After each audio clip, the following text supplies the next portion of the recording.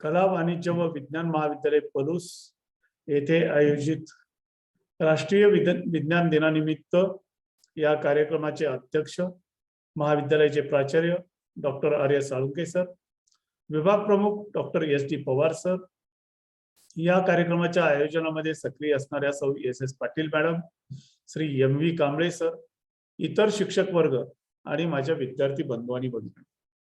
Sir C V Raman यांनी भारतामध्ये राहून संशोधन करून असा शोध शोधला की ज्या शोधाला नोबेल पुरस्कार मिळाला. हा शोध म्हणजेच रमन परिणाम किंवा रामन परिणाम. हा शोध सर सी व्ही रमन यांनी ज्या दिवशी जगासमोर प्रथम मांडला तो दिवस म्हणजे 28 फेब्रुवारी. या दिवसाचं महत्व जाणून भारतीय नागरिकांच्या मध्ये, विद्यार्थ्यांमध्ये विज्ञान विषयक जागरूकता वाढावी, विज्ञाननिष्ठ दृष्टिकोन त्यांच्यामध्ये विकसित व्हावा, या हेतूने मागील काही वर्षापासून आपण 28 फेब्रुवारी हा दिवस राष्ट्रीय विज्ञान दिन म्हणून साजरा करतो. या वर्षी या दिवसासाठी जी आपल्याला एक मध्यवर्ती संकल्पना दिलेली आहे, ती संकल्पना अत्यंत महत्वाची आहे. विज्ञान आणि तंत्रज्ञानाच्या माध्यमातून शाश्वत विकास, अशी ही संकल्पना आहे. मित्रहो, अशी संकल्पना निवडण्या पाठीमागे अत्यंत महत्वाची कारण आहेत. मागील काही दिवसांपासून, विशेषतः 1974 साली सर्वप्रथम पृथ्वी काही दिवसामध्ये, काही वर्षामध्ये नष्ट होणार आहे किंवा पृथ्वीवरती सजीव सृष्टी अस्तित्वात राहू शकणार नाही, अशा प्रकारचा कयास, अशा प्रकारचा अंदाज पर्यावरण तज्ञांनी, संशोधकांनी मांडायला सुरुवात केली. त्यावेळेस पासून पर्यावरणाचा प्रामुख्याने खूप सखोल अभ्यास सुरू झाला आणि असं लक्षात आलं की माणूस जो अनियंत्रित पद्धतीने विकास करतोय, निसर्गाचा काहीही विचार न करता विकास करतोय, या विकासातून पृथ्वीच्या भूपृष्ठावर जे काही वातावरण आहे, जे काही पर्यावरण आहे, यामध्ये इतर अनेक जीवांना राहण्यासाठी अयोग्य अशा पद्धतीचं वातावरण बनत आहे. या वातावरणामध्ये काही वर्षानंतर ही जीवसृष्टी तग धरू शकणार नाही.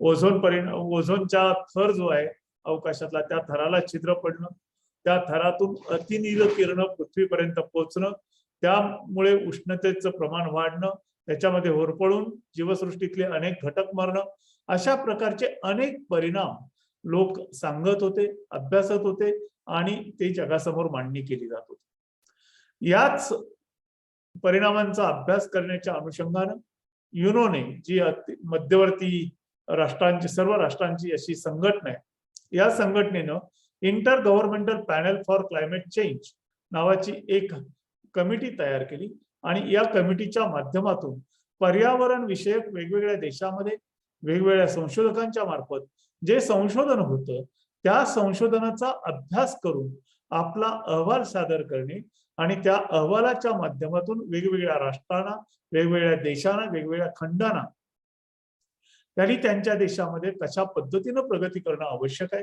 हे सांगण्याचं काम सातत्यानं चालू आहे. मागील काही महिन्यामध्येच या IPCCने त्यांचा 6वा अहवाल सादर केला आणि या अहवालामध्ये अत्यंत गंभीर इशारे दिलेले आहेत. आणि त्यावेळेस पासून विशेषतः सर्वत्र शाश्वत विकास ही संकल्पना सर्वांच्या चर्चेत आलेली आहे.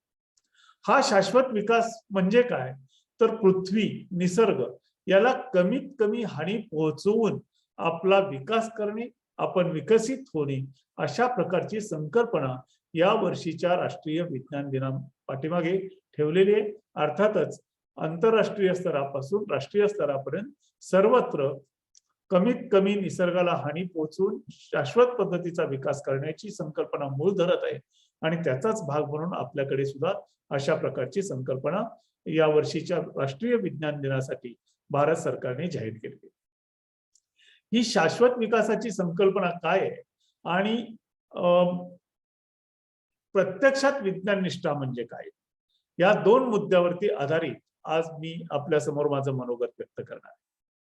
मित्रहो, विज्ञाननिष्ठ दृष्टिकोन हा भाग सर्वप्रथम जर लक्षात घ्यायचा असेल तर त्यासाठी माणूस कसा कसा विकसित होत गेला हे आपल्याला थोडक्यात समजून घ्यायला पाहिजे. मी त्यासाठी अगदी हजारो वर्षाचा इतिहास जरी सांगणार असलो तरी त्यासाठी मी फार काळ घेणार नाही. अगदी थोडक्यात मी ही मांडणी करणार आहे. आपल्याला आतापर्यंत आपल्या अभ्यासातून आपल्याला ऐकायला मिळालेल्या वेगवेगळ्या व्याख्यानामधून लक्षात आलेली गोष्ट ही आहे की या पृथ्वीची निर्मिती किंवा या ग्रहमालेची निर्मिती कशा पद्धतीने झाली. तर बिग बँग थेअरी किंवा बिग बँग सिद्धांत हा जो आहे त्यामार्फत ह्या पृथ्वीची निर्मिती झाली असं सर्वसाधारणपणे बहुतांश संशोधकांनी वैज्ञानिकांनी स्वीकारलेलं आहे आणि आज आपण तीच संकल्पना ग्राह्य धरतो. या संकल्पनेमध्ये एक फार मोठा तारा अवकाशामध्ये होता आणि या ताऱ्याचा अचानक एके दिवशी स्फोट झाला. या स्फोटामध्ये मुख्य एक गोळा राहिला आणि त्याच्या भोवती असंख्य छोटे छोटे तुकडे विखुरले गेले. ते गोळे सुद्धा सुरुवातीला तप्त वायूचे गोळेच होते, मात्र ते अवकाशामध्ये मुख्य गोळ्यापासून विशिष्ट अंतरावरती भिरकावले गेलेले होते.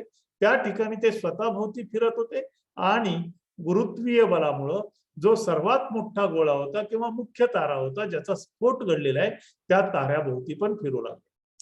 हे फिरत असताना ते त्यांच्याकडे असणारी उष्णता जी आहे, उष्मा जो आहे तो उष्मा हळूहळू अवकाशामध्ये सोडत होते आणि त्यातून हे छोटे छोटे तुकडे जे आहेत ते थंड व्हायला सुरुवात झाली आणि त्यामधून वेगवेगळ्या ग्रहावरती जमीन, द्रव आणि वायू अशा प्रकारचे तीन अवस्थामधील पदार्थ प्रामुख्याने तयार झाले. आजही पृथ्वीचा केंद्रकाकडे कशा पद्धतीचं वातावरण आहे याचा जर आपण विचार केला तर पृथ्वीच्या पोटामध्ये लाव्हा रस आहे आणि हा लाव्हा रस द्रव रूपात आहे. तो इकडून तिकडे फिरतो, त्याचे धक्के, लाटा निर्माण होतात. या लाटा पृथ्वीच्या पृष्ठभागाला आतल्या बाजूने धडकतात आणि त्यामुळे भूकंपाचे धक्के आपल्याला जाणवतात हे आपल्याला माहित आहे.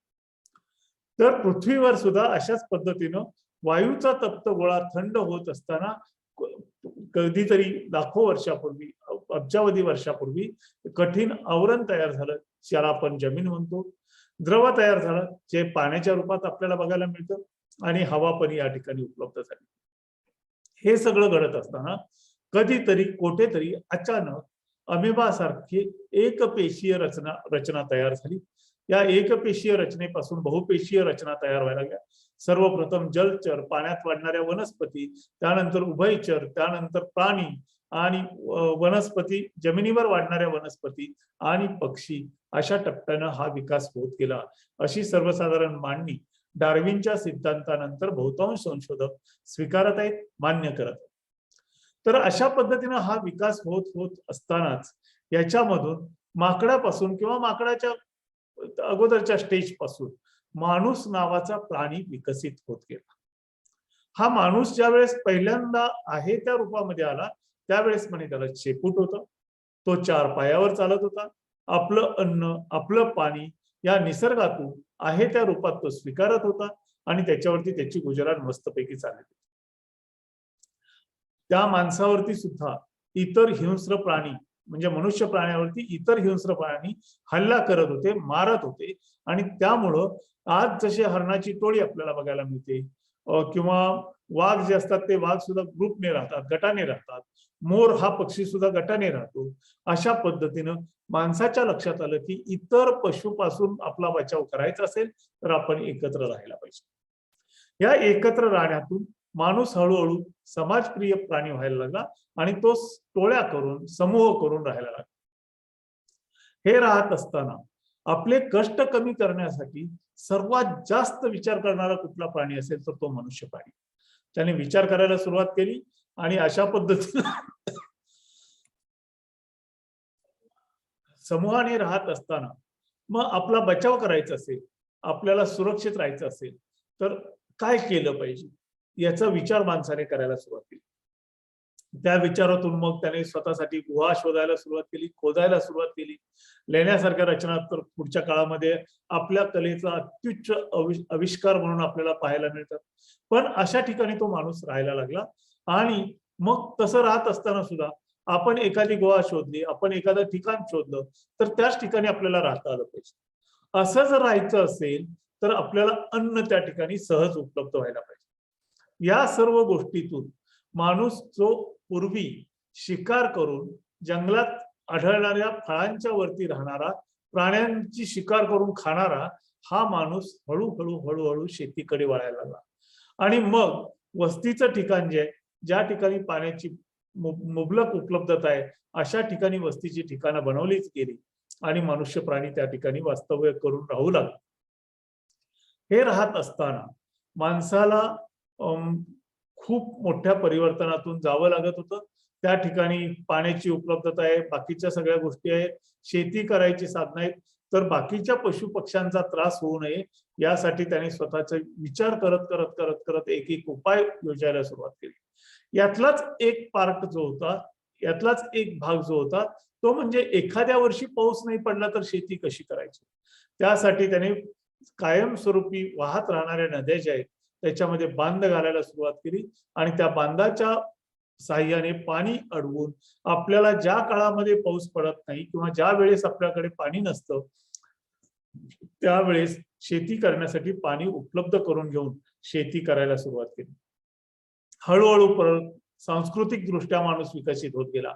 जो पूर्वी काहीच घालत नव्हता तो कपडे घालायला लागला, वल्कले घालायला लागला, झाडाची पाने स्वतःच्या शरीराभोवती गुंडाळू लागला आणि अशा पद्धतीने तो विकसित होत जात होता. हे विकसित होत असताना ज्याच्या हाती ताकद तो सर्वश्रेष्ठ अशी संकल्पना होती. मग अशा संकल्पनेमध्ये वादविवाद किंवा यादवीला मोठ्या प्रमाणात तोंड फुटण्याची शक्यता असते आणि हे होऊ नये म्हणून आपापल्या टोळ्यासाठी आपापल्या गटासाठी प्रत्येकानं कसं वागायचं हे सांगणारे काही नियम अस्तित्वात यायला लागले. हे नियम अस्तित्वात येत असताना पुढे जसं आणखी स्थैर्य मिळत गेलं तसं तसं माणूस आणखी चांगल्या पद्धतीचे नियम विकसित करत गेला. कशा पद्धतीने वागावं या आचरणाची तत्व सांगत गेला आणि याच्यातून सुरुवातीला तत्वज्ञान हा विषय विकसित झाला. हा तत्वज्ञान सांगण्याचा जो भाग होता तो स्वतःच्या टोळ्यापुरतं न राहता मग सूर्य कसा उगवतो, कसा मावळतो, त्याचा इतर घटकांच्या वरती कसा परिणाम होतो या सर्व गोष्टीची मांडणी हळूहळू याच्यामध्ये व्हायला लागली आणि निसर्ग विषय मांडणी करणारी लेखन किंवा वाणीच्या मार्फत एका पिढीकडून दुसऱ्या पिढीकडे अशा प्रकारची माहिती अगोदरच्या लोकांनी जे समजून घेतलंय ते सांगण्याची परंपरा अशी विकसित होत गेली आणि त्याच्यातून नॅचरल फिलॉसॉफी, निसर्ग तत्वज्ञान अशा प्रकारची विषयाची पहिल्यांदा सुरुवात झालेली आपल्याला आढळते. त्यानंतर पुढे काही वर्षानंतर याच्यामध्ये दोन भाग पडले.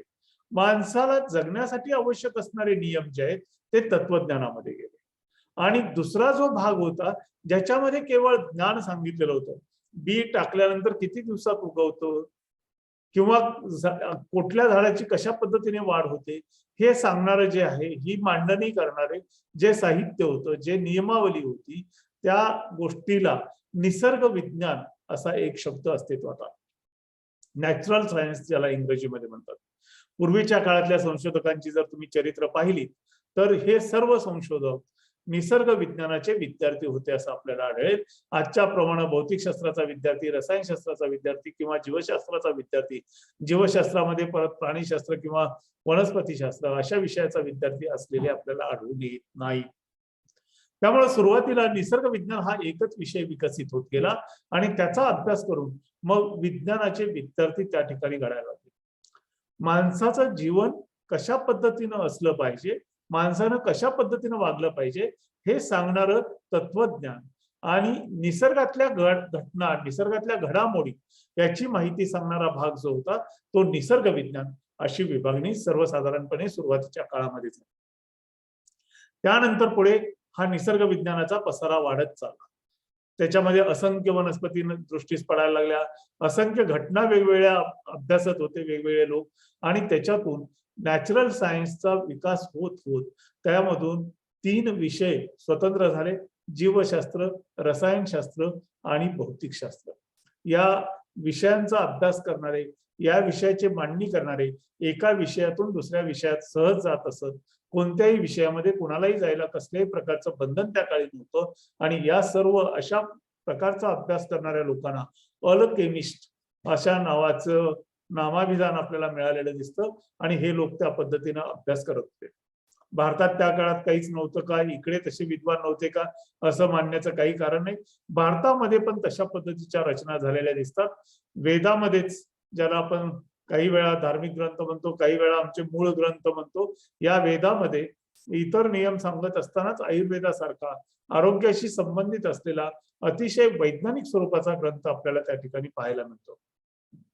त्यामुळे ही प्रक्रिया वेगवेगळ्या नावाने असेल, वेगवेगळ्या शब्दांनी असेल ओळखली जात असली तरी सुद्धा संपूर्ण जगभर वेगवेगळ्या भागामध्ये ज्या ठिकाणी स्थैर्य होतं त्या भागामध्ये विकसित झालेल्या आपल्याला आढळतात. पुढे यांचा विकास जसा होत गेला, त्यातल्या तत्वज्ञान हा भाग आपण बाजूला ठेवतोय आणि विज्ञान या भागाला घेऊन आपण पुढे जात असताना त्यानंतर पुढे सायन्स हा शब्द इंग्रजीमध्ये एकच राहिला आणि या सायन्समध्ये सायन्स या शब्दाची व्याख्या अशा पद्धतीने बनवण्यात आली की कोणत्याही विषयाची नियमावर आधारित केलेली मांडणी म्हणजे सायन्स. म्हणून पॉलिटिकल सायन्स झालं, आपण बाकीचं पॉलिटिकल सायन्स हा शब्द सगळ्यात महत्वाचा आहे. भाषाशास्त्र आलं त्याच्यामध्ये, मराठीमध्ये आपण शास्त्र आणि विज्ञान असे मात्र दोन स्वतंत्र शब्द घेतले. इंग्रजीमध्ये ज्याला आपण सायन्स म्हणतो त्यालाच आपण मराठीमध्ये कधी शास्त्र म्हणतो, कधी विज्ञान म्हणतो. तर असे दोन शब्द आलेले आढळतात आणि हे दोन शब्द जे आहेत त्यांना अतिशय महत्व आहे. या दोन शब्दांच्या मध्ये सूक्ष्म भेद असलेला आपल्याला आढळतो. हा भेद काय आहे तो आपण समजून घेणं महत्वाचं आहे आणि जेणेकरून वैज्ञानिक दृष्टिकोन म्हणजे नेमका काय असतो हे आपल्याला समजून घेणं सोपं जाईल. शास्त्र म्हणजे कोणत्याही विषयाची नियमावर आधारित केलेली मांडणी, हे मी अगोदरही सांगितलं. तर शास्त्र हे जे असतं त्याच्यामध्ये नियमावर आधारित केलेली मांडणी असते आणि त्याला आपण शास्त्र म्हणत असतो. विज्ञान ही शास्त्र असतात पण सर्व शास्त्र ही विज्ञान नसतात. उदाहरणार्थ राज्यशास्त्र आहे, अर्थशास्त्र आहे, हे सगळे जे आहेत, भाषाशास्त्र आहे, ही सर्व शास्त्र जरी असली तरी ती विज्ञानामध्ये येत नाही. मग विज्ञान काय असतं तर विज्ञानामध्ये अशा एखाद्या विषयाची मांडणी अशा नियमावर केलेली असते की जे नियम स्थल काल व्यक्ती निरपेक्ष असतात. म्हणजे काय होतं तर एखादा नियम जो विज्ञानामध्ये घेतलेला असतो तो नियम भारतात ज्या पद्धतीनं आपल्याला अनुभवता येतो, सिद्ध करता येतो, त्याच पद्धतीनं आपल्याला अमेरिकेत पडताळणी करता येईल, जर्मनीमध्ये पडताळणी करता येईल, फ्रान्समध्ये पडताळणी करता येईल. विज्ञानातले नियम जागा बदलली म्हणून बदलत नाहीत, धर्म बदलला म्हणून बदलत नाही, म्हणजेच व्यक्ती सापेक्षता त्यांच्यामध्ये नसते, काळ बदलला म्हणून बदलत नाही. असे जे नियम असतात त्याला आपण विज्ञान असं म्हणतो. त्याच्यातही मराठी भाषा किती गंमतशीर आणि परफेक्ट आहे हे आपल्याला लक्षात घ्यायचं असेल तर आपण ज्याला ढोबळमानाने विज्ञान असं मानतो त्या विज्ञानामध्ये असणारं जीवशास्त्र आहे, रसायन शास्त्र आहे, पदार्थ फिजिक्स मात्र पदार्थ विज्ञान शास्त्र आहे. फिजिक्सला पदार्थ विज्ञान शास्त्र असं म्हणण्याचं कारण असं की भौतिक शास्त्रातले नियम जे असतात ते कधीच आणि कोठेही कोणत्याही परिस्थितीत बदलत नाही. कारण भौतिक शास्त्रातल्या नियमामध्ये कीपिंग फिजिकल कंडिशन सेम, भौतिक अवस्था ज्या आहेत त्या भौतिक अवस्था समान असतील तर ओहमचा सिद्धांत अशा पद्धतीने आपल्याला पडताळणी करता येईल असं सांगितलेलं असतं. Keeping temperature and atmospheric pressure same हे आपलं पहिलं वाक्य असतं. त्यामुळे भौतिक शास्त्रातले किंवा पदार्थ विज्ञान शास्त्रातले नियम जे असतात ते स्थल काल निरपेक्ष, व्यक्ती निरपेक्ष असतात आणि म्हणून फिजिक्सचं भाषांतर करत असताना पदार्थ विज्ञान शास्त्र झालेलं आहे, मात्र जीवशास्त्र, बायोलॉजीचं जीवशास्त्र झालं, केमिस्ट्रीचं रसायनशास्त्र झालं. याच्या पाठीमागे काही कारणं जी आहेत ती थोडक्यात व्हायची जर झाली तर जीवशास्त्रामध्ये एखादी व्यक्ती भारतात जी असते ती व्यक्ती अमेरिकेत गेली, इंग्लंडमध्ये गेली तर त्याच पद्धतीनं पुढची जनरेशन तयार करत जात नाही. त्याच्यामध्ये तिथल्या वातावरणाचे आपल्या जनुकावरती परिणाम होतात, आपल्या भौतिक कंडिशन्स बदललेल्या असतात आणि आपण त्या कीपिंग फिजिकल कंडिशन सेम असं भौगोलिक दृष्ट्या एका देशातून दुसऱ्या देशात गेल्यानंतर करू शकत नाही आणि जीवशास्त्रामध्ये तशा प्रकारची कुठलीही मांडणी असत नाही. रसायनशास्त्रामध्ये आयसोटॉप्स ज्या वेळेस रासायनिक प्रक्रियामध्ये येतात त्यावेळेस मिळणारे प्रॉडक्ट्स जे असतात किंवा त्या ठिकाणी घडणारी प्रक्रिया जी असते ती घडणारी प्रक्रिया प्रत्येक वेळेस तशा स्वरूपाची अनुभवता येत नाही. त्यामुळे काही स्थित्यंतर असतात, काही बदल असतात आणि या बदलांच्यामुळे त्यांना शास्त्र या परिभाषेत ठेवलेलं आहे. तर फिजिक्सला मात्र विज्ञान असं म्हटलेलं आहे, कारण त्याच्यातले नियम कधीही बदलत नाही. ही सगळ्यात महत्वाची गोष्ट आपण विज्ञान आणि शास्त्रातील फरक आपण समजून घेतला पाहिजे. आणि मग विज्ञान जे सांगतं सत्यापर्यंत पोहोचलं पाहिजे, सत्य समजून घेतलं पाहिजे आणि त्यालाच प्रमाण मानलं पाहिजे. यालाच आपण वेगळ्या परिभाषेमध्ये बुद्धिप्रामाण्यवाद म्हणतो. त्या पद्धतीनं आपण प्रत्येक गोष्ट स्वतः समजून घेऊन त्या पद्धतीनं आपलं मत बनवणं, त्या पद्धतीनं आपलं आचरण ठेवणं, हा जो भाग आहे याला विज्ञाननिष्ठ दृष्टिकोन आणि बुद्धिप्रामाण्यवाद असं म्हटलं जातं. मित्रहो, हा विज्ञाननिष्ठ दृष्टिकोन जो असतो हा विज्ञाननिष्ठ दृष्टिकोन अगदी नवजात अर्भकामध्ये सुद्धा असतो आणि हा आपल्याला अनुभवायला सुद्धा मिळतो. प्रत्येक जन्मलेल्या बाळामध्ये विज्ञाननिष्ठ दृष्टिकोन असतो हे आपल्याला समजून घेतलं पाहिजे. कसा असतो तर अगदी पाळण्यात असलेल्या बाळाच्या बद्दल आपल्याला नेमक्या पद्धतीने आपल्याला अनुभवायला मिळत नाही. पण ज्या बाळाला आणखी नीट बोलायला येत नसतं, जे बाळ नुकतंच रांगायला लागलेलं असतं, अशा बाळाच्या बाबतीत मात्र हा अनुभव मी घेतलेला आहे, तुमच्यापैकी काही जणांनी सुद्धा घेतलेला असू शकतो. हा अनुभव काय आहे तर समजा एखादं घर आहे, त्या घरामध्ये लहान बाळ आहे, नुकतंच रांगायला लागलेलं आहे, इन्व्हर्टर बसवलेला नाही आणि त्या घरामध्ये रात्रीच्या वेळेस लाईट गेली. लाईट गेल्यानंतर आपण काय करतो तर घरामध्ये मेणबत्ती पेटवतो किंवा चिमणी लावतो. ही मेणबत्ती किंवा चिमणी आपण कुठे खिडकीत किंवा बाकीच्या ठिकाणी ठेवत नाही तर जमिनीवरती एखाद्या ठिकाणी ठेवतो. अशा पद्धतीने मेणबत्ती किंवा चिमणी आपण जमिनीवरती जर ठेवलेली असेल तर त्या चिमणीकडे, त्या मेणबत्तीकडे ते रांगणारं बाळ हळूहळू जायचा प्रयत्न करतो. आपलं लक्ष असेल तर आपण त्याला सांगतो तिकडे जाऊ नको, ते हाय. ते बाळ ऐकतं, त्याला वाटतं तिकडे जाऊ नको म्हणून सांगतायत आपल्याला रागावतील म्हणून ते थांबतं. आणि आपली नजर नसेल, आपली नजर चुकून ते कधीतरी अचानक त्या दिव्याकडे जातं आणि त्या दिव्याची पेटलेली ज्योत जी आहे ती पेटलेली ज्योत आपल्या मुठीत घ्यायचा प्रयत्न करतो. ज्योत मुठीत घ्यायचा प्रयत्न करत असताना त्याच्या हाताला चटका बसतो आणि ते भाजतं.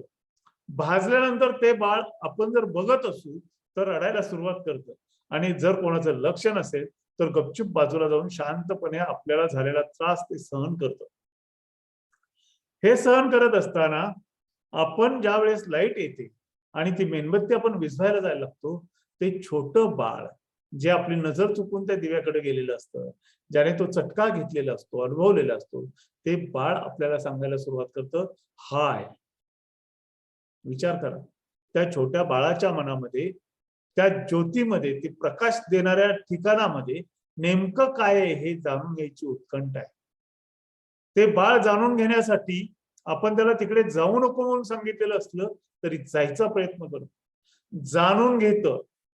त्या गोष्टीला आपण हात लावला, त्याला ज्योत माहित नसतं, काही माहित नसतं त्या वयामध्ये, जातं, चटका अनुभवतं आणि त्या ठिकाणी जाणं धोकादायक आहे हे लक्षात आल्यानंतर मग ते स्वतःच खातरजमा झालेलं मत आपल्याला ऐकवतं आणि सांगतं तिकडे जाऊ नको, ते हाय.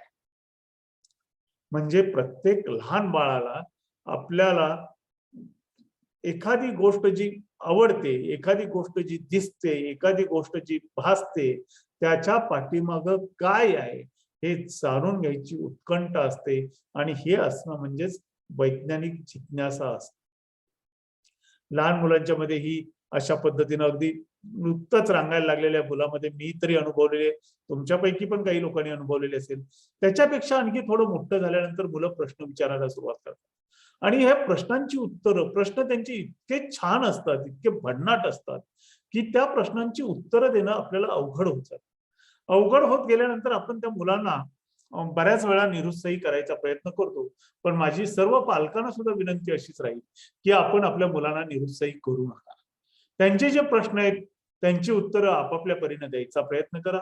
जर आपल्याला उत्तरं माहीत नसतील तर जी लोक उत्तरं देऊ शकतात अशा लोकांच्या सानिध्यामध्ये त्यांना सोडा, त्यांना राहू द्या आणि त्यांना त्यांच्या प्रश्नांची उत्तरं मिळवण्याच्या जी त्यांची उत्सुकता आहे, जिज्ञासा आहे, ती जिज्ञासा कशा पद्धतीने पूर्ण करता येईल याबद्दल आपण सर्वजण प्रयत्नशील राहा.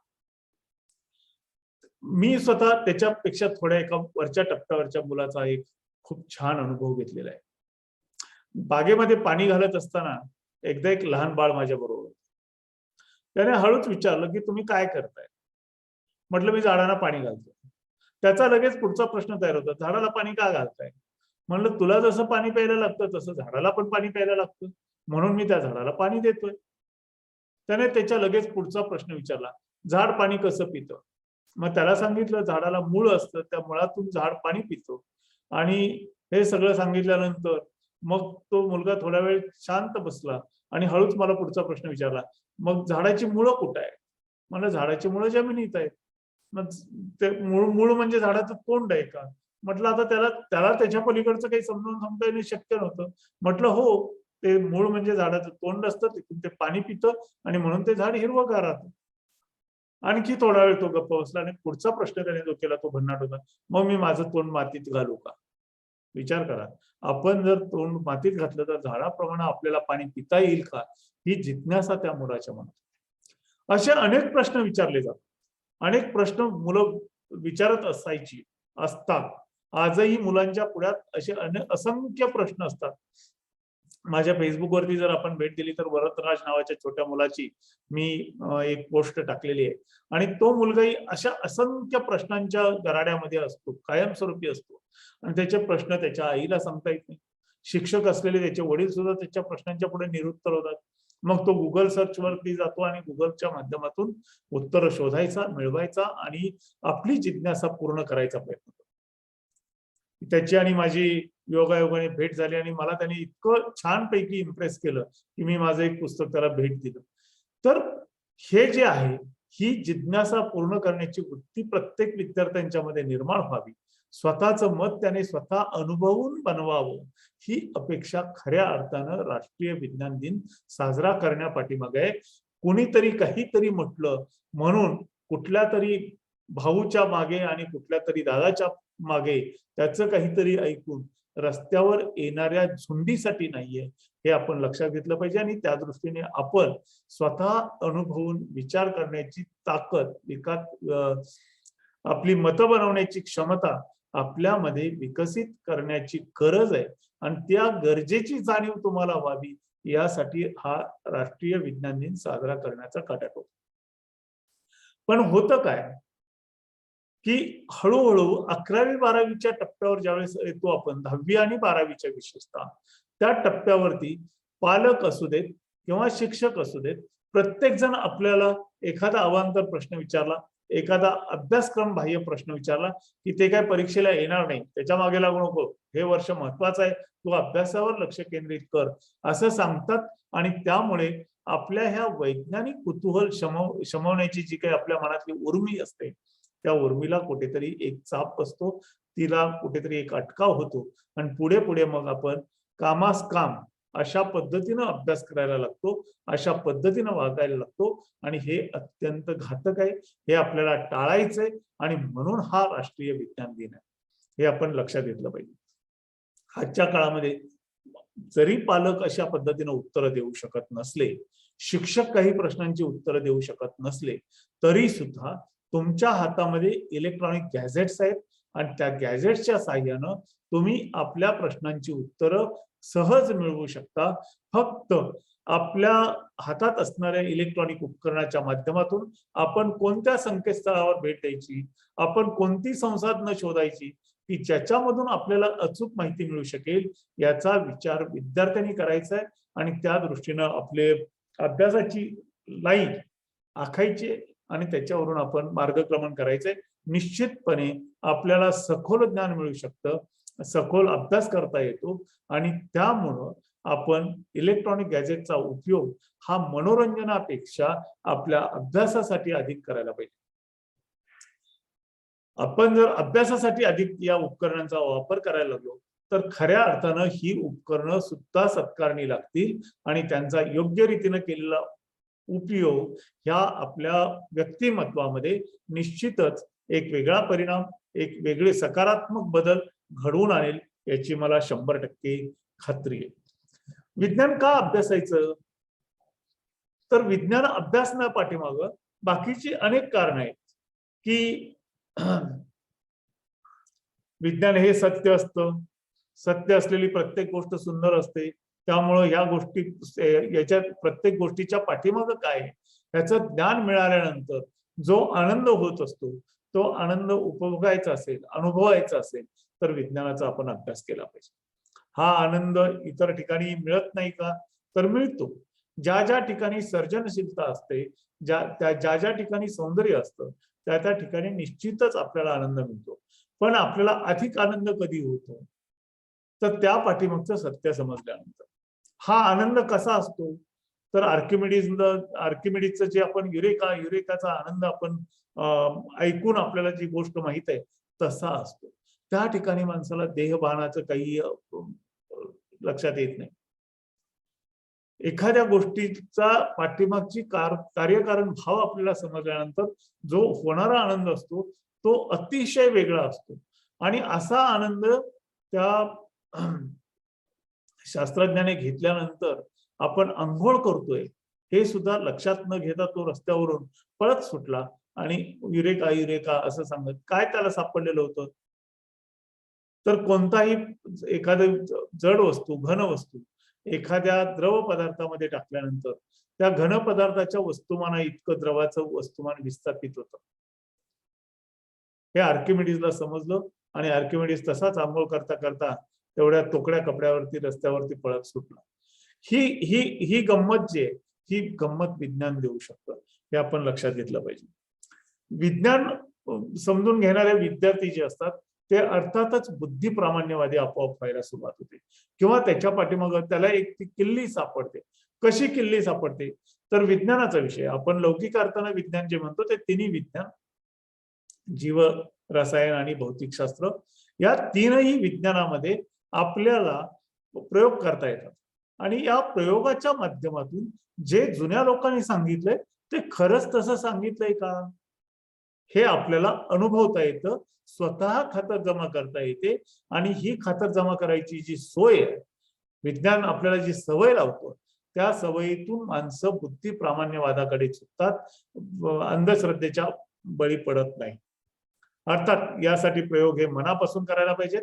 प्रयोगशाळेतले प्रयोग दुसऱ्यांनी केले त्याची रिडिंग उतरून कॉपी करणं हा आनंद, ही सवय देऊ शकत नाहीत, हे आपण लक्षात घेतलं पाहिजे. त्यासाठी आपली प्रॅक्टिकल जे आहेत ती मनापासून अतिशय व्यवस्थितपणे आपण पार पाडली पाहिजे, हे आपण सर्वांनी लक्षात घ्यायला पाहिजे. विज्ञान आपल्याला निर्धोक जगायला शिकवतं. कोणत्या गोष्टीचा काय तोटा आहे आणि काय फायदा आहे हे आपल्याला सांगतं. लक्षात घ्या किती छोट्या छोट्या गोष्टीतून विज्ञान कशा पद्धतीने आपल्याला आपल्या विरुद्ध वापरलं जात असतं किंवा आपण चुकीच्या गोष्टी करत असतो. फार पूर्वी गॅस बत्त्या असायच्या गावोगावी आणि त्या गॅस बत्त्यांना मेंटल नावाचा एक प्रकार बसवलेला असायचा जो ऍक्च्युअल फिलामेंट असायचा. हा फिलामेंट जाळीचा असायचा आणि तो मेंटल, त्याला फिलामेंट न म्हणता मेंटल म्हणायची. का मेंटल म्हणायची हे मला आजही कळलेलं नाही, पण त्याला मेंटल म्हणायचं. तर हा मेंटल काही दिवस वापरल्यानंतर त्याला छिद्र पडायचं आणि हे छिद्र पडल्यानंतर त्या मेंटलची पावडर जी आहे ती पावडर तळहातावरती घ्यायचा बत्ती डोक्यावर घेणारा माणूस आणि ते असे हातावरती घेऊन तोंडामध्ये टाकायचं आणि खाऊन टाकायचं. आज ज्यावेळेस मी विज्ञानाचा अभ्यास करतो त्यावेळेस माझ्या लक्षात येतं की ते किती घातक होतं. कारण त्या काळात बनवलेली मेंटल जी होती ती थोरियम पासून बनवली जायची. त्याच्यामध्ये थोरियम मोठ्या प्रमाणात असायचं आणि आज तुम्हाला माहित आहे थोरियम हा किरणोत्सारी पदार्थ आहे आणि अशा प्रकारे किरणोत्सारी पदार्थाचा घटक आपण वारंवार शरीरात जर घेतला तर त्या शरीरामध्ये त्याचा किरणोत्सार होऊ शकतो आणि त्याच्या रेडिएशनचा परिणाम म्हणून एखाद्या माणसाला कॅन्सर होऊ शकतो. ही त्या काळात माहीत नसलेली गोष्ट अनेक लोक कळत नकळत करत होते आणि त्याच्यातून कदाचित कुणाला झालेली असतील, तशा पद्धतीचा अभ्यास आज उपलब्ध नाही, पण कदाचित लोकांना कॅन्सरही होत असते. दुसरं उदाहरण जर सांगायचं झालं तर आपल्याकडे सर्वसाधारणपणे अॅल्युमिनियमच्या भांड्यामध्ये खाणं दरिद्रीपणाचं किंवा गरिबीचं लक्षण मानलं जातं. त्यामुळं अगदी हातावरचं पोट असलेला माणूसही अॅल्युमिनियमची भांडी वापरणं हल्ली टाळतो आणि स्टीलची भांडी घेऊन येतो. याच्या पाठीमागं कारण काय आहे? तर आपलं शरीर जे आहे, आपल्या शरीराला आवश्यक असणारे 32 एलिमेंट जे आहेत, 32 मूलद्रव्ये जी आहेत, ती मूलद्रव्ये कुठून कुठून मिळवायची हे या शरीराला माहित आहे. पण ही मूलद्रव्ये मिळवत असताना काही जर नकोशे असणारे घटक त्या मूलद्रव्यांच्या बरोबर आले, त्या जी अन्न घटकांच्या बरोबर आले, तर आपलं शरीर अशा पद्धतीनं विकसित झालेलं असतं की ते अशा पदार्थांना आपल्या शरीराच्या बाहेर काढून टाकतो. मग ते घामाच्या स्वरूपात असेल, मलमूत्र विसर्जनाच्या मार्फत असेल किंवा आणखी कुठल्या पद्धतीने असेल. मात्र अॅल्युमिनियमचे Al++ आणि Al+++ हे आयन आपल्या शरीरात जर गेले तर ते इतर भागातले बाहेर काढून टाकतो. पण ते जर मज्जारज्जूपर्यंत पोहोचलेले असतील आपल्या अन्नरसाच्या बरोबर रक्ताच्या मार्फत, ते जर आपल्या मज्जारज्जूपर्यंत पोहोचलेले असतील तर तिथल्या अॅल्युमिनियमच्या ह्या आयनना शरीराबाहेर काढून टाकण्याची पद्धती आपल्या शरीरामध्ये विकसित झालेली आहे. हे अॅल्युमिनियमचे आयन आपल्या मज्जासंस्थेमध्ये जर गेले आणि त्या ठिकाणी जाऊन जर बसले तर त्या ठिकाणी बसून ते आपल्या मज्जारज्जूला कमकुवत करतात आणि त्याच्यातून अल्झायमर किंवा पार्किन्सन सारखे आजार होतात. हे आपल्याला जर प्रत्यक्षात समजलं, प्रत्यक्षात ऐकायला मिळालं किंवा या क्षेत्राचा अधिकृतपणे ज्या व्यक्तीने अभ्यास केलेला आहे त्या व्यक्तींच्या मार्फत आपल्याला हे जर सांगण्यात आलं तर निश्चितपणे आपण अशा पद्धतीच्या गोष्टी टाळू शकतो आणि आपलं जीवन हे निर्धोक पद्धतीने जगू शकतो. त्यामुळे विज्ञानाचा अभ्यास करणं अत्यंत आवश्यक आहे. त्या दृष्टीने आपण विज्ञानाचा अभ्यास हा केलाच पाहिजे. विज्ञानाचा अभ्यास करत असताना आपल्याला ज्या सवयी लागतात त्या सवयी खूप महत्वाच्या असतात आणि त्या मार्फत आपण आपलं आयुष्य पुढच्या कुठल्याही टप्प्यावरती असू अतिशय सुखकर जगू शकतो. विज्ञाननिष्ठ दृष्टिकोन तुमच्यामध्ये विकसित झालेला असेल, तुम्हाला प्रयोग करायची सवय असेल, प्रयोग तुम्ही करत असाल तर तुम्ही कुठल्या पदावरती काम करता, नेमकं काय करता, किती तुमचं शिक्षण झालेलं आहे याचा अर्थार्थी काही संबंध राहत नाही. मात्र तुमच्यामध्ये विज्ञाननिष्ठ दृष्टिकोन असला पाहिजे. विज्ञान विषयक जागरूकता तुमच्या मनात असली पाहिजे. आणि ही जागरूकता कशा पद्धतीने असली पाहिजे तर विज्ञान शिकत असताना आणखी एक गोष्ट घडत असते. या प्रयोगाच्या माध्यमातून आणखी एक खूप महत्वाचा फायदा होतो जो मी सांगायचा राहिलोय आणि त्यानंतर मी पुढच्या उदाहरणाकडे जाणार. काय असतो तो फायदा?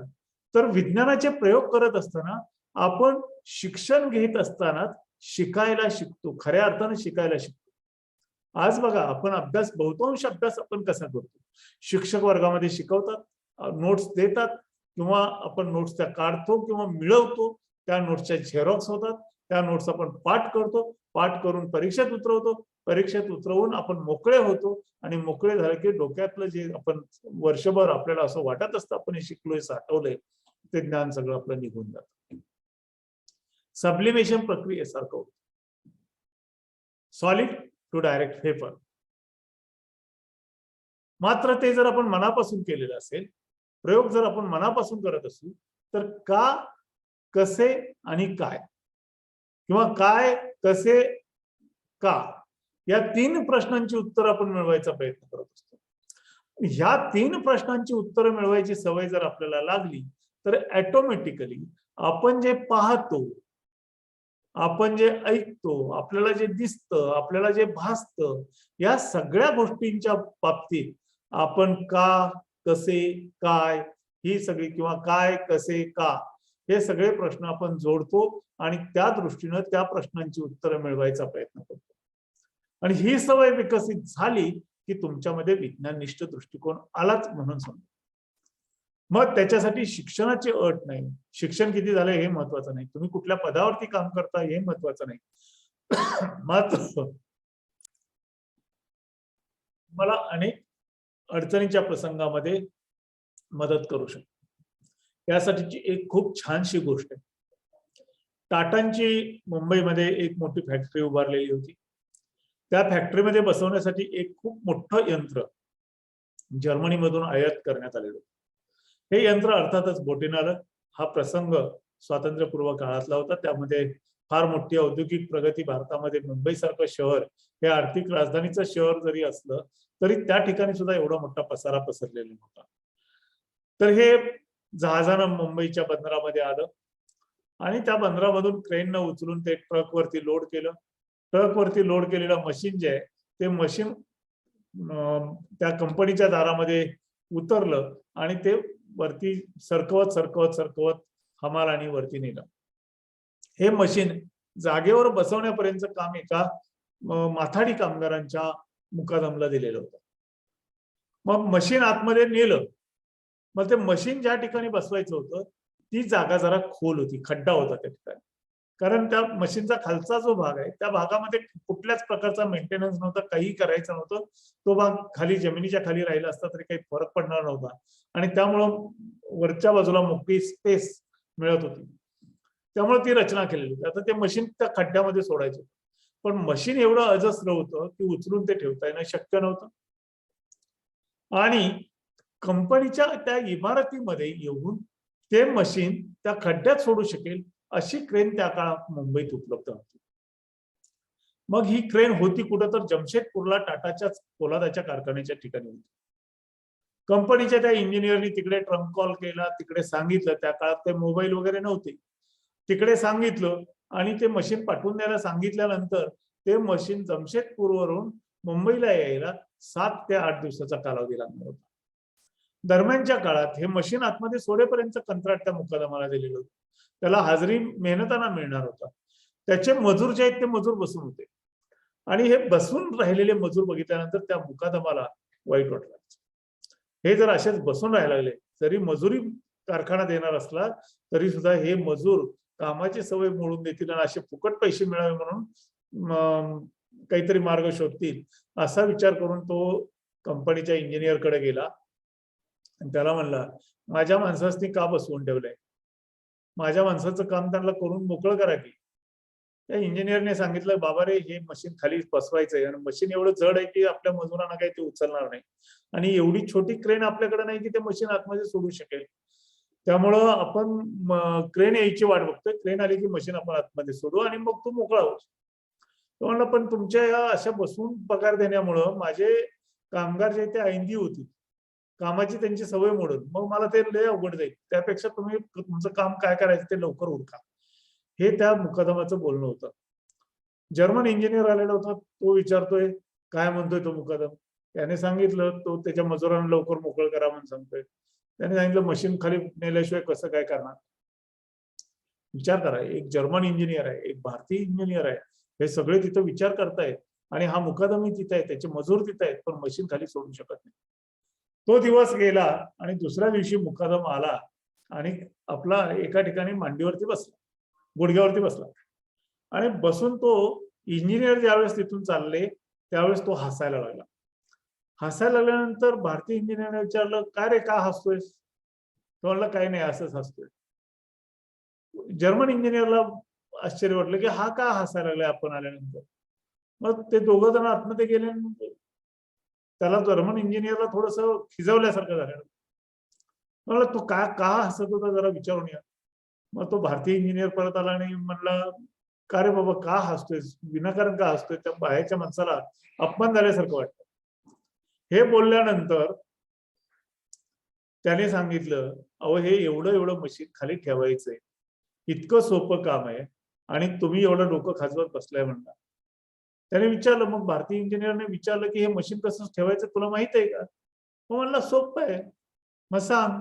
हे बघा, तुम्ही माझा ऐकणार असला तर सांगतो, उगाच फुकटचा मला सल्ला द्यायचा नाहीये। तुम्ही ऐकणार असला तर सांगतो, नाहीतर मला काय उगाच सांगायचं नाही। असं 2-2 वेळा बोलल्यानंतर भारतीय इंजिनियरच्या डोक्यात विचार आला, ह्याच्याकडे काय आयडिया असणार आहे। जर्मन इंजिनियरला सुचेना, मला सुचेना आणि हा लागलाय सांगायला। परत तो जर्मन इंजिनियरकडे गेला, नाही म्हणला, तो अशी फालतू बडबड करतो। जर्मन इंजिनियरने कुतूहलाने विचारलं की काय म्हणतोय तो? तर मशीन खाली ठेवायचं सोपं काम असताना तुम्ही 2-2, 3-3 दिवस वाट बघत बसलाय, असं म्हणून तो हसत होता. तर त्याची काय कल्पना काय आहे? परंतु तो कल्पना सांगायला तयार नाही. तुम्ही अंमलबजावणी करणार असाल तरच मी सांगतो, असं त्याचं म्हणणं आहे. जर्मन इंजिनियर म्हणला, अंमलबजावणी करतो असं त्याला सांग आणि त्याची कल्पना ऐक.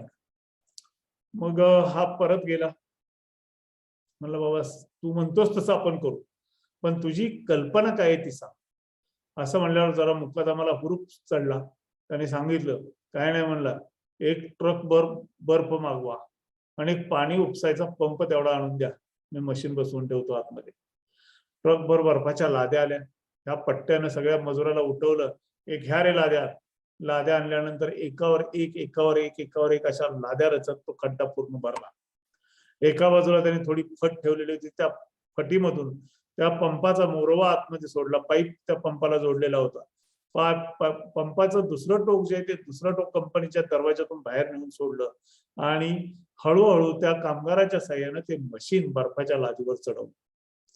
वरून पडणारं प्रेशर, मुंबईतली उष्मा, दमट हवा या सगळ्याचा परिणाम होऊन बर्फ हळूहळू वितळायला लागलं आणि बर्फ जसं वितळत चाललं तसं तसं त्या रिकाम्या ठेवलेल्या कोपऱ्यामध्ये पाणी एकवटायला लागलं. ते तिथे एकवटणारं पाणी ह्या पट्ट्याने पंप लावलेला जो होता त्या पंपाच्या मार्फत बाहेर टाकायला लावलं आणि मशीन अलगदपणे जमिनीवरती जाऊन बसली. विचार करा, इंजिनियर असणाऱ्या लोकांनी त्यांच्या शालेय जीवनामध्ये, महाविद्यालयीन जीवनामध्ये बर्फाचं उष्णता मिळताच पाणी होतं हे अभ्यासलेलं होतं, शिकलेलं होतं, परीक्षेत सोडवलेलं होतं. पण त्यांच्या लक्षात हे तत्व वापरावं आणि त्याच्या मार्फत आपलं काम करून घ्यावं हे आलं नाही. ते साध्या एका मुकादमाच्या मनात आलं, मुकादमाच्या डोक्यात आलं. आणि त्यामुळं वैज्ञानिक दृष्टिकोन बाळगण्यासाठी शिक्षण अमुक तमुक ह्याची जी बंधनं आहेत याची काहीही गरज नसते. आपण मनात आणलं तर आपण विज्ञानिष्ठ बनू शकतो याची प्रत्येकानं खात्री ठेवली पाहिजे आणि त्या दृष्टीनं आपलं प्रत्येकाचं आचरण असलं पाहिजे. ही सर्वात महत्वाची गोष्ट आपण लक्षात घेतली पाहिजे.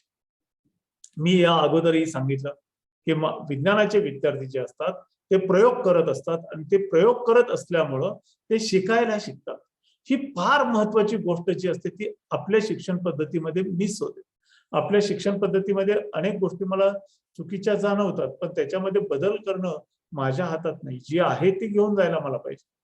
उदाहरणादाखल एकच गोष्ट जर सांगायची झाली तर आपण आज आपल्या विज्ञानाच्या मूलभूत पुस्तकामध्ये काय शिकलो तर माणसाच्या मूलभूत गरजा अन्न, वस्त्र आणि निवारा. मित्र हो, वस्त्र आणि निवारा ह्या खरंच आपल्या मूलभूत गरजा आहेत का? निदान कोरोना काळानंतर तरी आपण याचा प्रकर्षाने विचार करायला पाहिजे की अन्न, वस्त्र, निवारा या ज्या आपल्याला मूलभूत गरजा म्हणून शिकवल्या जातात त्या खरंच आपल्या मूलभूत गरजा आहेत का?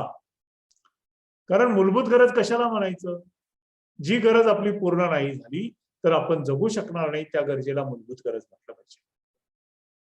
वस्त्र आणि निवारा या दोन गरजा जर नाही मिळाल्या तर माणूस मरत नाही.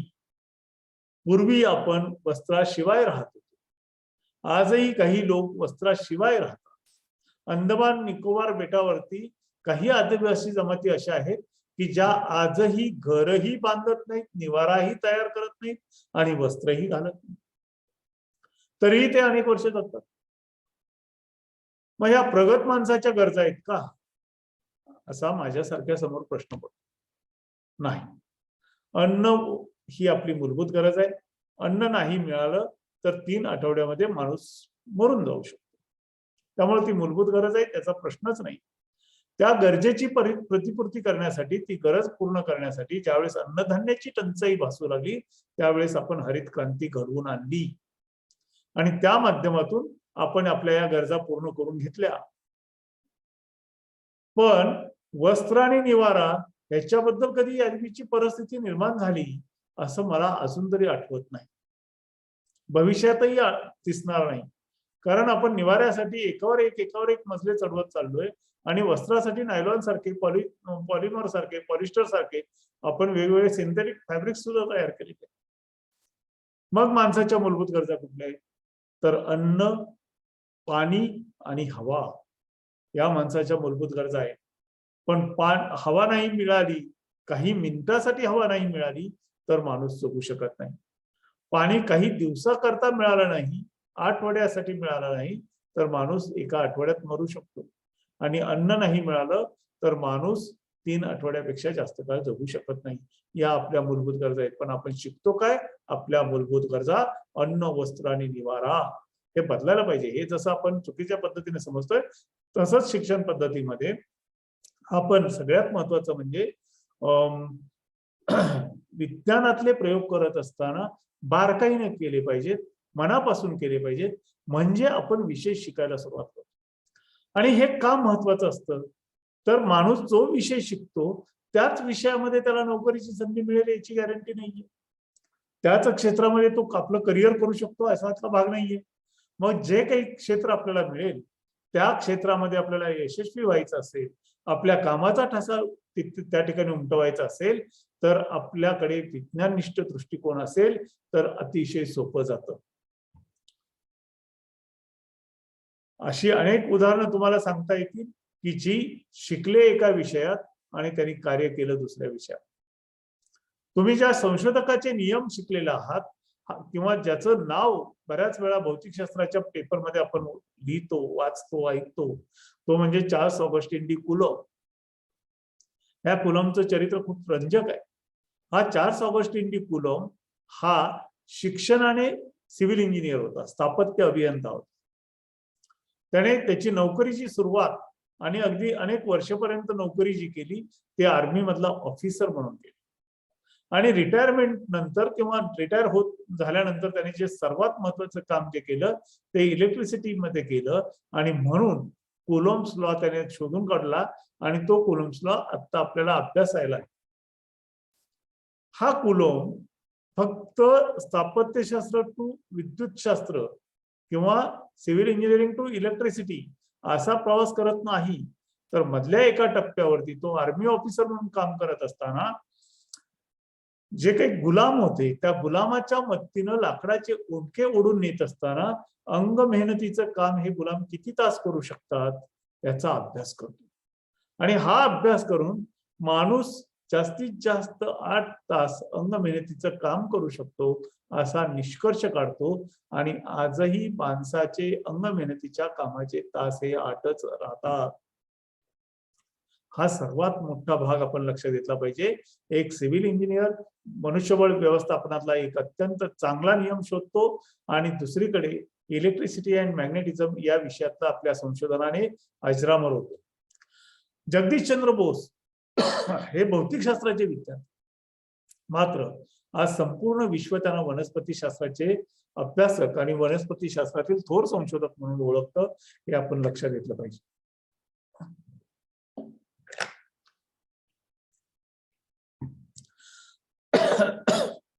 विल्यम गिल्बर्ट हा संशोधक जो आहे, हे विल्यम गिल्बर्ट इंग्लंडच्या राजघराण्याचे डॉक्टर होते. ते पेशाने वैद्यकीय क्षेत्रातले नामवंत डॉक्टर म्हणून इंग्लंडभर प्रसिद्ध होते. मात्र यांनी केवळ हौस म्हणून चुंबकशास्त्राचा अभ्यास सुरू केला, चुंबकातलं मूलभूत संशोधन केलं. पृथ्वी ही एक चुंबक आहे, पृथ्वीचं स्वतःचं एक चुंबकीय बल आहे हे त्यांनी शोधून काढलं आणि म्हणून त्यांना चुंबकशास्त्राचे किंवा मॅग्नेटोस्टॅटिक्सचे जनक म्हणून ओळखलं. अशी अनेक उदाहरणं आपल्याला शोधता येतात. याच्यातलं मायकेल फॅराडेचं उदाहरण आहे, जेम्स वॅटचं उदाहरण आहे. ही सगळी जी मंडळी आहेत ही शिक्षणानं MSc PhD अशी झालेली नव्हती. शिक्षणानं मायकेल फॅराडे आणि जेम्स वॅट हे तर अगदी प्रायमरी स्टेजला होते. त्यातही जेम्स वॅटचं निदान बरं तरी आपल्या अभ्यासामध्ये जी उपकरणे वापरली जातात, जी मापन पद्धतीसाठी लागणारी उपकरणं आहेत, ही उपकरणं बनवण्यासाठीचा कोर्स त्याने केलेला होता आणि तेवढ्या कोर्सवरती तो नंतर जगप्रसिद्ध शास्त्रज्ञ बनला. मायकेल फॅराडे हा तर बुक बाइंडिंगच्या कारखान्यात काम करणारा बालमजूर, अप्रेंटिसशिप करणारा, बालमजूर म्हणता येत नाही त्याला, शिकाऊ उमेदवार. हा मायकेल फॅराडे बुक बाइंडिंगचं काम करत असताना, ज्याचा विज्ञानाचा तसा काही थेट संबंध नाही, ते बुक बाइंडिंगचं काम त्याच्याकडे सगळ्याच प्रकारच्या पुस्तकाचं येत होतं. त्या पुस्तकातली विज्ञानाची पुस्तकं बाजूला काढून ठेवणे, ती वाचणे, ती चाळणे, हे काम त्याचं अहर्निश चालत होतं. ज्या कारखान्यामध्ये बुक बाइंडिंगचं काम करत होता त्याची स्वतःची एक लायब्ररी होती. आणि त्या काळामध्ये लायब्ररीची पद्धत अशी होती की त्या लायब्ररीतले ग्रंथ हे गावातल्या अनेक प्रख्यात लोकांच्याकडे घरी पोच केले जायचे आणि ते अगोदरच्या दिवशी नेलेले ग्रंथ परत ते करायचे, दुसऱ्या दिवशी कुठलं पुस्तक पाहिजे हे सांगायचे आणि आज आलेली पुस्तकं स्वीकारायची. अशी ती रचना होती. घरोघरी हा मायकेल फॅराडे अशी पुस्तकं देत होता. ही पुस्तकं तो विल्यम डान्स नावाच्या एका प्रोफेसरकडे पण देत होता आणि विल्यम डान्स त्याला रसायनशास्त्राचे प्राध्यापक होते. त्याला कोणत्या विषयावरचं पुस्तक पाहिजे हे विषय सांगायचे आणि मायकेल फॅराडे त्याच्या मालकाकडे असणाऱ्या पुस्तकातलं त्या विषयाचं उत्तमातलं उत्तम पुस्तक घेऊन विल्यम डान्सला द्यायचा. या अशा प्रामाणिक काम करणाऱ्या माणसांना आपोआपच काही संधी मिळत असतात आणि ते संधी त्यांना मिळाल्यानंतर ती लोक संधीचं सोनं करतात, ती लोक आयुष्यामध्ये पुढे जातात. तर विल्यम डान्सच्या लक्षात आलं होतं की या मुलाला विज्ञानाची आवड आहे, विज्ञानामध्ये याला रुची आहे. एकदा काय होतं की हम्फ्रे डेव्हीची व्याख्यानं मायकेल फॅराडे विल्यम डान्स ज्या गावात राहत होते त्या गावातल्या सभागृहात आयोजित केलेले होते आणि त्या व्याख्यानाचे पास त्या विल्यम डान्स यांना मोफत आलेले होते आणि मोफत ते पास आलेले होते म्हणजे मान्यवर लोकांना पास होते. ह्याच्यातली एक गंमत आणि फरक आपण लक्षात घेतला पाहिजे. आपल्याकडे शास्त्रज्ञांची व्याख्यानं ठेवली तर फुकट ऐकायला कोणी येत नाही. नाटक असेल, सिनेमा असेल तर तो बघायला मात्र आपण तिकीट काढून जातो, पण शास्त्रज्ञांची भाषणं ऐकायला फुकटही लोक येत नाही. त्या काळामध्ये अशा प्रकारची व्याख्यानं ही तिकीट लावून ठेवली जायची आणि त्यातल्या मान्यवरांना मोफत पास यायचे. त्यातले विल्यम डान्स एक प्राध्यापक होते. आता हे पास आपल्याला एवढ्या सन्मानानं पाठवलेत, मोफत पाठवलेत आणि हे पास आपण तर जाऊ शकणार नाही कारण आपल्या अंगामध्ये ताप आहे, वाया जाणार. मग काय करायचं? तर ह्या छोट्या मुलाला विज्ञानाची आवड आहे, त्याला जर एवढा मोठा शास्त्रज्ञ ऐकायला मिळाला तर त्याला एक संधी असेल आणि म्हणून आपण हे पास त्याला देऊया. म्हणून 4 दिवसाची जी व्याख्यानं होती त्या 4 दिवसाचे पास विल्यम डान्सनी मायकेल फॅराडेला दिले. मायकेल फॅराडेंना ते पास मिळाल्यानंतर आनंद दुःख वाटायचं काहीच कारण नव्हतं. त्यांना आवड होती, पास मिळाले, जाऊन बघू तरी काय असतं तिथं, ते काय सांगतात, म्हणून तो गेला. पण अशा व्याख्यानाला जाताना रिकाम्या हाताने कसं जायचं, म्हणून त्याने कोरे कागद आपल्या बरोबर नेले आणि त्या कोऱ्या कागदावरती हम्फ्रे डेव्ही पुढे व्याख्यानं देत असताना मायकेल फॅराडे नोट्स काढत होते आणि काढत होते. 4 दिवस व्याख्यानं संपत आली आणि आपल्याकडे जसं नाटकाचा प्रयोग खास लोकाग्रहास्तव पुढे लावला जातो एक्स्ट्रा, तसं ह्या हम्फ्रे डेव्हीची व्याख्यानं लोकाग्रहास्तव पुढे 3 दिवस वाढवली आणि या 3 दिवसाचे पासही विल्यम डान्सला आले. विल्यम डान्सने परत मायकेल फॅराडेला दिले. मायकेल फॅराडेने 7ही दिवसाची व्याख्यानं ऐकली आणि त्या ठिकाणी जी टिपणं होती ती टिपणं काढली. त्या पानांची संख्या जवळपास 300 होती. 300 पानावरती हम्फ्रे डेव्हीच्या व्याख्यानातून नोट्स काढलेल्या होत्या मायकेल फॅराडेने. या सगळ्या नोट्स अशा सुट्टी कागद होती. आता हा बुक बाइंडिंगच काम करत होता, त्यानं त्या सगळ्या कागदांना एकत्र बाइंड केलं, त्याला छान कव्हर घातलं. पण ह्या सगळ्या नोट्सचं करायचं काय? आपल्याला काहीच उपयोग नाही. मग ज्याची ही व्याख्यानं होती त्या हम्फ्रे डेव्हीला त्या पाठवून देऊया म्हणून त्याने हम्फ्रे डेव्हीचा रॉयल सोसायटीचा पत्ता टाकला आणि त्या सगळ्या नोट्स पाठवून दिल्या. हम्फ्रे डेव्हीला ज्यावेळेस त्या नोट्स मिळाल्या, पोहोचल्या, त्यावेळेस हम्फ्रे डेव्हीला आश्चर्य वाटलं की एक 6वी झालेला मुलगा बुक बाइंडिंगच्या कारखान्यात काम करणारा हा इतकं छान आपल्या भाषणातून टिपणं काढतोय आणि खरंच हा मुलगा कोणीतरी आहे. बघा, त्याच वेळेस आणखी एक घटना घडलेली होती. हम्फ्रे डेव्ही प्रयोगशाळेमध्ये काम करत असताना त्यांच्या डोळ्याला काचेचा तुकडा लागून इजा निर्माण झाली होती आणि त्यामुळे इथून पुढे प्रयोग करण्यासाठी त्यांना एक सहाय्यक नेमायची परवानगी मिळालेली होती आणि त्याच वेळेस मायकेल फॅराडेने पाठवलेल्या नोट्स हम्फ्रे डेव्हीच्या हातात पडलेल्या होत्या आणि त्यामुळे हम्फ्रे डेव्हीने विचार केला की आपल्याला जो सहाय्यक नेमायचा आहे त्यासाठी या मुलापेक्षा वेगळा चांगला माणूस आपल्याला मिळू शकणार नाही, म्हणून केवळ 6वी पास असलेल्या मायकेल फॅराडेला हम्फ्रे डेव्हीचा सहाय्यक म्हणून थेट रॉयल सोसायटीच्या प्रयोगशाळेत प्रवेश मिळाला आणि तो त्या ठिकाणी काम करू लागला आणि त्याच्यातून मायकेल फॅराडे पुढे विकसित झाला. फॅराडेज लॉ त्याने काढला, म्युच्युअल इंडक्शन शोधून काढलं आणि पुढे अनेक शोध त्यांनी लावले आणि या शोधामुळे आज मायकेल फॅराडे अजरामर झाले. विचार करा, वैज्ञानिक दृष्टिकोन बाळगणं, विज्ञान आराध्य मानून माणसाचं जगणं हे माणसाला आयुष्यामध्ये यशस्वी होण्यासाठी एक महत्वाचं कारण बनू शकतं, हेच आपल्याला या सर्व उदाहरणावरून दिसतं. मी विषयांची तुलना करण्याचा प्रश्न येत नाही, कारण मी स्वतः सगळ्या विषयांचा अभ्यासक आहे. पण मला मी भौतिकशास्त्राचा विद्यार्थी असल्याचा खूप फायदा होतो, हे आवर्जून सांगावं असं वाटतं. आणि भौतिकशास्त्रातले प्रयोग जे आहेत हे अशा प्रकारची शिकवण देण्यामध्ये खूप महत्वाची मोलाची भूमिका बजावत असतात. त्याचं कारणच हे आहे की भौतिकशास्त्रातले नियम जे आहेत ते स्थल काल व्यक्ती निरपेक्ष असतात. जीवशास्त्र रसायनशास्त्रातले नियम जे आहेत त्याच्यामध्ये थोडेसे बदल होतात. काही ठिकाणी आपल्याला प्रयोगाचे निष्कर्ष किंवा ज्याला रिप्रॉडक्टिव्हिटी ऑफ द रिझल्ट आपण म्हणतो ती त्या पद्धतीने मिळत नाही. दुसरी गोष्ट अशी आहे की इतर विषयातलं या दोन विषयाची तुलना जी आहे ती तुलना करत असताना आपल्या लक्षात असं येतं की जीवशास्त्र आणि रसायनशास्त्रातले बहुतांश भाग जो आहे तो बहुतांश भाग माहितीपर येतो. भौतिकशास्त्रामध्ये मात्र तसं होत नाही. भौतिकशास्त्रामध्ये तुमच्या कल्पनेला जितका तुम्ही ताण द्याल तितका ताण देता येणं शक्य. चिंचेचं पान हे कंपाऊंड लिप आहे, कंपाऊंड लिपच राहते. कार्बनची व्हॅलन्स स्टेट 4 आहे, 4च राहते, त्यात काही बदल होत नाही. भौतिकशास्त्रामध्ये मात्र T is equal to 2 pi under root L upon G हे एक साधं सूत्र घेतलं तर 3 गणित 3 चित्र तुमच्या डोळ्यासमोर लगेचच आपले निर्माण होतात. T आपल्याला माहित आहे, G माहित आहे, L काढायचा आहे. L माहित आहे, G माहित आहे, T काढायचा आहे. T आणि L माहित आहे, त्या ठिकाणचं ग्रॅव्हिटेशनल कॉन्स्टंट काढायचं आहे. 3 उदाहरणं या ठिकाणी एका ठिकाणी तयार होतात.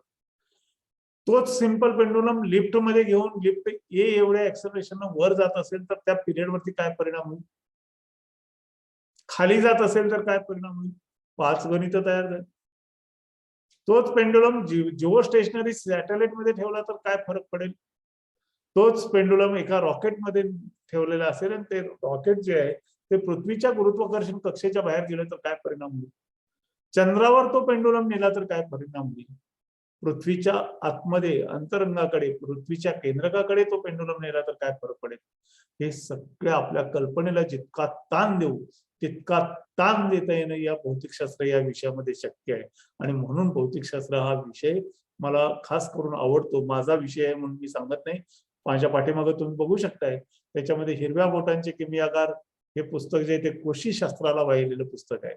कृषी शास्त्रज्ञांची त्याच्यामध्ये मी मांडणी केलेली आहे. एककाचे मानकरी भौतिकशास्त्रज्ञांच्यावरच आहे. आवर्त सारणी हे पुस्तक रसायनशास्त्रावरच आहे. माझ्या दृष्टीनं अभ्यासासाठी सगळी शास्त्र चांगली आहे, पण भौतिकशास्त्र ज्या पद्धतीनं आपल्याला ही विचार करण्याची क्षमता, विचार करण्याची ताकद, विचार करण्याची सवय लावतो, ती सवय इतर शास्त्रातून इतक्या सहजासहजी आपल्यामध्ये उपजतच तुमच्यात असेल तर विकसित 100% होते. मात्र तुम्हाला ही सवय लवकर लावून घ्यायची असेल, आत्मसात करायची असेल तर तुम्ही भौतिकशास्त्र या विषयाचा अभ्यास केला पाहिजे असं माझं प्रामाणिक मत आहे. जरी मी स्वतः सगळी शास्त्र ही चांगलीच मानत असलो आणि त्या सगळ्या शास्त्रामध्ये मी माझं बागडणं चालू ठेवलेलं असलं तरी सुद्धा माझा भौतिकशास्त्राविषयी आग्रह राहतो. मी स्वतःही माझ्या आयुष्यामध्ये मला इलेक्ट्रॉनिक्स मध्ये काम करायचं होतं, इलेक्ट्रॉनिक्स मध्ये शिक्षण घ्यायचं होतं. पण मी ज्यावेळेस माझ्या शिक्षकांची अशी पॉप्युलर टाईपची व्याख्यानं ऐकली त्यानंतर मी भौतिकशास्त्र हा विषय निवडला आणि भौतिकशास्त्रामध्ये शिक्षण पूर्ण करून आता मात्र मी सगळ्या विषयांचा सन्मान करत सगळ्या विषयांच्या मध्ये अभ्यास करतो, त्या विषयांची मांडणी करतो. तर असा हा भौतिकशास्त्र विषय. या भौतिकशास्त्राबद्दल मात्र म्हणजे अर्थात प्रत्येक विषयामध्ये थोडे थोडे थोडे थोडे पार्ट असे आपण विखरून ठेवलेले आहेत की जे आपल्याला खूप टफ वाटतात. भौतिकशास्त्रामध्ये क्वांटम मेकॅनिक्स सारखा पार्ट असेल तो आपल्याला खूप टफ वाटतो. जीवशास्त्रामध्ये जेनेटिक्सचा भाग वगळता आपल्याला जीवशास्त्र जरा सोपं वाटायला लागतं म्हणून आपण जीवशास्त्र घेतो. अर्थात ते माहितीपर शास्त्र असल्यामुळं, माहितीपर विज्ञान असल्यामुळं आपल्याला त्या ठिकाणी बाकीचं कल्पनेला आता चर्चा केली तसा भाग जेनेटिक्स वगळता इतरत्र येत नाही. रसायनशास्त्रामध्ये क्वांटम केमिस्ट्री हा पार्ट आहे. जसं फिजिक्स मध्ये क्वांटम फिजिक्स आहे तसंच तिकडे क्वांटम केमिस्ट्री आहे, असा पार्ट आहे. आणि त्यामुळं आपल्याला विज्ञान शिकत असताना सर्वसाधारणपणे एक खूप कठीण भाग आहे असं भाषा विषयाच्या तुलनेत तर खूप कठीण भाग आहे असं वाटतं. प्रत्यक्षात असं कुठलाही विषय अवघड किंवा सोपा नसतो. सगळे विषय सारखेच असतात. त्यांचा मन लावून अभ्यास करायचा असतो. मन लावून त्या विषयातल्या प्रत्येक गोष्टीकडे आपण पाहायला लागलो तर आपल्याला तो विषय सोपा वाटायला लागतो आणि आपण तो सहज आत्मसात करू शकतो याची प्रत्येकानं आपल्या मनामध्ये खात्री ठेवली पाहिजे. आणि त्यासाठी विज्ञान शिकत असताना कुठलीही गोष्ट मित्रांनो अवघड मानू नका. कुठलीही गोष्ट मला असाध्य आहे असं मानू नका. काल आलेलं तंत्रज्ञान, काल आलेली टेक्नॉलॉजी मोबाईलमध्ये असेल, कॉम्प्युटरमध्ये असेल, लॅपटॉपमध्ये असेल, ती जर तुम्ही आत्मसात करू शकत असाल तर शेकडो वर्षापूर्वी आपल्यासारख्याच एका माणसाने तयार केलेला नियम, एखादा सिद्धांत आपल्याला आत्मसात का करता येत नाही, असा प्रश्न ज्यावेळेस आपण आपल्या मनाला विचारायला सुरुवात करू त्यावेळेस निश्चितपणे विज्ञान आपल्याला सोपं वाटायला सुरुवात. आणि एकदा आपल्याला विज्ञान सोपं वाटायला सुरुवात झाली की मग पुढे आत्मसात करणं अवघड जातं. मात्र फक्त एखादी गोष्ट आपण समजून घेतली, आत्मसात केली म्हणून आपण आयुष्यामध्ये यशस्वी होतो असं नाही. विज्ञानाच्या विद्यार्थ्यांनी त्यामुळे एक मंत्र जो मला सांगावासा वाटतो, शिवाजी महाराजांनी जसं रायगड एखादा सोपा किल्ला घेऊन स्वतःची स्वराज्याची स्थापना केली नाही तर त्यांनी तोरणा गडासारखा गड अगोदर आपल्या स्वराज्याचा पहिला गड म्हणून जिंकला. अवघड किल्ला होता, कानतखोऱ्यातला तो सर्वात दुर्गम गड मानला जात होता. तो किल्ला महाराजांनी जिंकला आणि स्वराज्याची सुरुवात केली. तसं आपण अभ्यास करत असताना सुद्धा अवघड विषयाचा अभ्यास सुरुवातीला करायला सुरुवात केली पाहिजे. ज्यावेळेस आपण अवघड विषयाचा अभ्यास सुरुवातीपासून करायला सुरुवात करू त्यावेळेस सोपे विषय जे आहेत ते सहज जाता जाता अभ्यासता येतात आणि ते आपल्याला सोपेच वाटत असतात, त्यामुळे ते आपण सहज करू शकतो. असं जर आपण करायला सुरुवात केली तर निश्चितपणे आपल्या आयुष्यामध्ये आपण यशस्वी होऊ शकतो. आणि आता जे सांगितलं की विज्ञान असेल किंवा कोणताही विषय असेल त्या विषयातलं ज्ञान केवळ आत्मसात करून उपयोग नाही तर त्याच्यासाठीचा एक मूल मंत्र आहे जो विज्ञानाच्या प्रत्येक विद्यार्थ्यानं लक्षात ठेवावा असा आहे. तो मूल मंत्र मी सांगणार आहे आणि त्यानंतर मी थांबणार आहे. विज्ञानाच्या प्रत्येक विद्यार्थ्यानंच नव्हे तर आयुष्यामध्ये यशस्वी व्हायचं स्वप्न पाहणाऱ्या विद्यार्थ्याने अभ्यास करत असताना एक मंत्र आपला लक्षात ठेवला पाहिजे आणि त्याच्यानुसार आपलं आचरण ठेवलं पाहिजे. काय आहे तो मंत्र? जे आपल्याला अवघड वाटतं, जे अवघड वाटतं ते पहिलं करावं, ते सोपं करावं. अवघड वाटतं ते पहिलं करावं, सोपं करावं. जे आपल्याला सोपं वाटतं ते सहज करावं. जे आपल्याला सहज करता येतं ते सुंदर करावं. आणि आपण जे सुंदर एखादी गोष्ट केलेली आहे, आत्मसात केलेली गोष्ट जी आहे ती आपल्या मनामध्ये, अंतरात्म्यामध्ये जतन करावी आणि जतन केलेली गोष्ट आपण आपल्या आयुष्यामध्ये वापरायला शिकावी. एवढं जर केलं तर आपलं आयुष्य 100% यशस्वी होतं. आपण विज्ञाननिष्ठ बनतो, विज्ञाननिष्ठ पद्धतीने जगतो. अशा पद्धतीने तुम्ही प्रत्येकानं आयुष्यामध्ये जगण्याचा प्रयत्न करावा, विज्ञाननिष्ठ दृष्टिकोन बाळगायचा प्रयत्न करावा. असं केलं तर तुमच्यातून मला खात्री आहे की एखादा भटनागर अवॉर्ड तयार होईल. कदाचित दुसरा भारताला नोबेल पारितोषिक मिळवून देणारा सुद्धा संशोधक घडू शकेल. आज या विज्ञान दिनाच्या निमित्तानं मी तुम्हा सर्व विद्यार्थ्यांना शुभेच्छा देतो. तुम्हा सर्वांना मनपूर्वक शुभेच्छा देत असताना तुम्हाला एक विनंतीही करतो की तुम्ही प्रत्येकाने आपल्या मनामध्ये विज्ञाननिष्ठ दृष्टिकोन बाळगावा. विज्ञाननिष्ठता बाळगत असताना बुद्धी प्रामाण्यवाद आपल्या कायम आचरणात सर्वतोपरी सर्व त्या ठिकाणी राहील याची दक्षता घ्यावी. तुमच्यामधून एखादा भटनागर अवॉर्डी, नोबेल लॉरेट घडावा आणि तुमच्या सत्काराचा कार्यक्रम पलूसमध्ये असेल, कोल्हापूरमध्ये असेल अशा ठिकाणी आयोजित केलेला असावा, ज्याला एक श्रोता म्हणून बसायला मला खूप आनंद वाटेल. आणि तुमच्या तो कौतुकाचा सोहळा पाहत असताना टाळ्या वाजवायलाही निश्चित आवडेल. तर तशी संधी, तसं सौभाग्य तुम्ही तरुण मुलांनी उपलब्ध करून देण्याचा आज निर्धार करावा अशी एक नम्र अपेक्षा व्यक्त करतो. आणि आजच्या या राष्ट्रीय विज्ञान दिनाच्या कार्यक्रमासाठी व्याख्यान देण्यासाठी मला या ठिकाणी निमंत्रित केलं त्याबद्दल मी सर्व संयोजकांचे आभार मानतो आणि थांबतो. जय हिंद, जय महाराष्ट्र.